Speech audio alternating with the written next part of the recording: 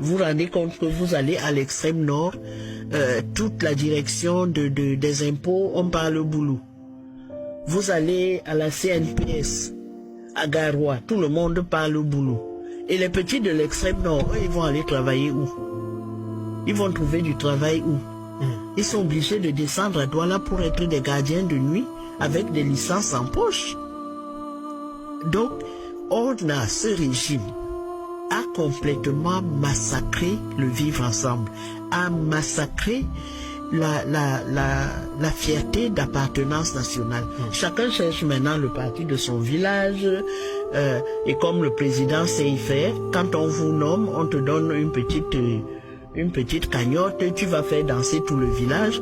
Je vais terminer par un exemple d'un ministre. Oui, allez-y. Le ministre là, on se retrouve à un cocktail et puis bon, moi je me méfie, je parle pas beaucoup, et puis il vient me voir et me dit arrête, tu sais, on est conscient qu'on fait du mal à notre pays. Parce qu'aujourd'hui, tout le pays est quadrillé par les villages. Et donc, c'est le ministre qui vous dit cela. C'est le ministre qui me dit ça. Le ministre Boulou, lui, me dit, on a fait beaucoup de mal au pays.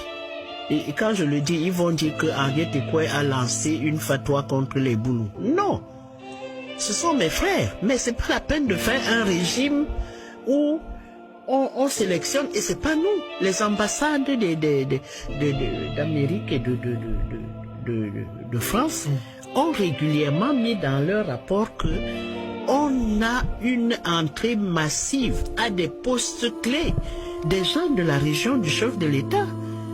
Oh, le Cameroun n'a jamais été comme ça.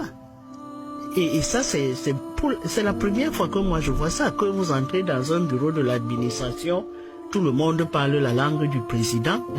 Où sont les Maguida? Où sont les Bassa? Où sont les autres? Ce n'est pas normal. Je voulais terminer en donnant cet exemple.